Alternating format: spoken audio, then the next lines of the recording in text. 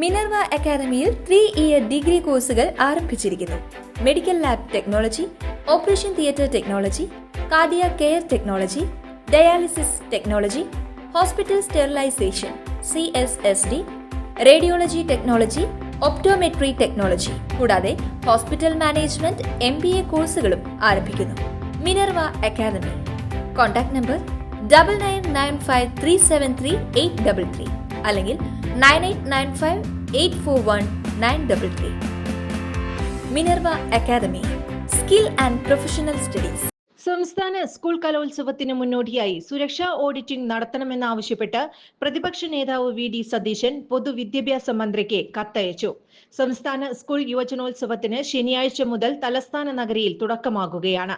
കലോത്സവത്തിന് വേണ്ടി പൊതുവിദ്യാഭ്യാസ വകുപ്പും സർക്കാരും നടത്തുന്ന മുന്നൊരുക്കങ്ങളെ അഭിനന്ദിക്കുന്നതിനൊപ്പം ഗൗരവതരമായ ചില വിഷയങ്ങൾ ശ്രദ്ധയിൽപ്പെടുത്തുന്നതിനുമാണ് കത്ത്.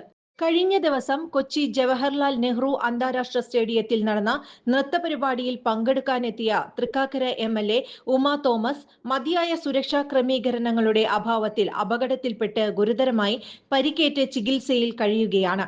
കൊച്ചി ഫ്ലവർ ഷോ കാണാനെത്തിയ വീട്ടമ്മയും അപകടത്തിൽപ്പെട്ട് ഗുരുതര പരിക്കേറ്റ് ചികിത്സയിൽ കഴിയുകയാണ്. കുട്ടികളും രക്ഷിതാക്കളും അധ്യാപകരും കലാസ്വാദകരും ഉൾപ്പെടെ 10,000-കണക്കിന് പേർ എത്തിച്ചേരുന്ന സ്കൂൾ കലോത്സവത്തിന്റെ സുരക്ഷ കുറ്റമറ്റതും കാര്യക്ഷമവും ആക്കണമെന്നതിനുള്ള മുന്നറിയിപ്പായി ഈ സംഭവങ്ങളെ കാണണം. മത്സരവേദികളിലും ഊട്ടുപുരയിലും കുട്ടികൾ താമസിക്കുന്ന സ്കൂളുകളിലും അടിയന്തരമായി എല്ലാ സർക്കാർ വകുപ്പുകളെയും ഏജൻസികളെയും ഉൾപ്പെടുത്തിയുള്ള സുരക്ഷാ ഓഡിറ്റിംഗ് നടത്തണം. പ്രധാന വേദികൾ ഉൾപ്പെടെ തിരക്കേറിയ നഗരമധ്യത്തിലായ സാഹചര്യത്തിൽ നിരത്തുകളിലെ സുരക്ഷയും ഉറപ്പാക്കേണ്ടതുണ്ട്. ഇതെല്ലാം സർക്കാരിന്റെയും പൊതുവിദ്യാഭ്യാസ വകുപ്പിന്റെയും ഉത്തരവാദിത്തമാണ്.